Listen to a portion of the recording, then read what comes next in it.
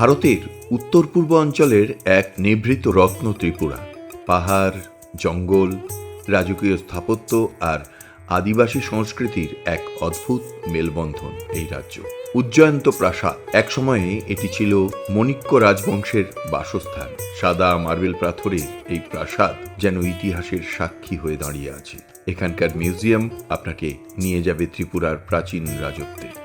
Dumbur lake, হ্রদটির আকৃতি হিন্দু দেবতা শিবের ডম্বরুর মতো, তাই এর নামকরণ করা হয়েছে ডম্বুর লেক। আর এর বিস্তৃতি 41 বর্গ কিলোমিটার।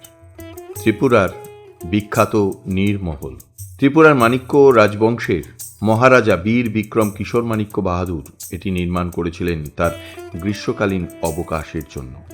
ত্রিপুরা সুন্দরী মন্দির, ত্রিপুরার উদয়পুরে অবস্থিত এই মন্দিরটি হিন্দু ধর্মের অন্যতম প্রধান সতীপীঠ। কসবা কালী মন্দিরের সবচেয়ে বড় বিস্ময় ও রহস্য লুকিয়ে আছে এর দেবী মূর্তিতে।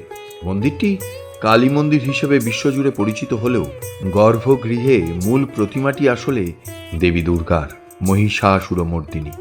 ঊনকোটি অর্থাৎ কোটি থেকে একটি কম পাহাড়ের গায়ে খোদাই করা এই বিশাল বিশাল পাথরের মূর্তিগুলো এখনো এক রহস্য।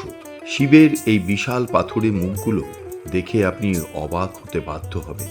এখানকার জঙ্গলের নিস্তব্ধতা আর মূর্তিদের রহস্যময় চাউনি আপনাকে এক অন্য জগতে নিয়ে যাবে। জাম্পুই হিলস, সমুদ্রপৃষ্ঠ থেকে প্রায় 3000 ফুট উঁচুতে অবস্থিত এই স্থানটিকে বলা হয় ত্রিপুরার ফ্লোটিং আইল্যান্ড। এখানকার মেঘে ঢাকা পাহাড় ভ্রমণ পিপাসুদের স্বর্গ।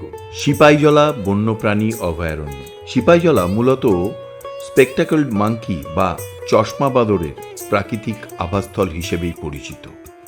ছবিমুড়া বা দেবতামুড়া, যাকে ভারতবর্ষের মিনি অ্যামাজন বলা হয়, ঘন জঙ্গল, নদীর শান্ত পরিবেশ এবং পাহাড়ের গায়ে খোদাই করা এই ভাস্কর্যগুলোর ইতিহাস ও রহস্য জায়গাটিকে পর্যটকদের কাছে আরও আকর্ষণীয় করে তুলেছে।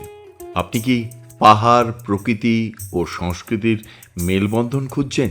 তবে ব্যাগ গুছিয়ে ফেলুন। আপনার অপেক্ষায় ত্রিপুরা, আপনার অপেক্ষায় গ্রিন আর্থ ট্যুরিজম। এই ট্যুরের সমস্ত ব্যবস্থাপনায় ত্রিপুরা সরকারের ত্রিপুরা ট্যুরিজমের সঙ্গে গ্রিন আর্থ ট্যুরিজম 1-2 বছর নয়, 2 সংস্থার সম্পর্ক বহু বছরের।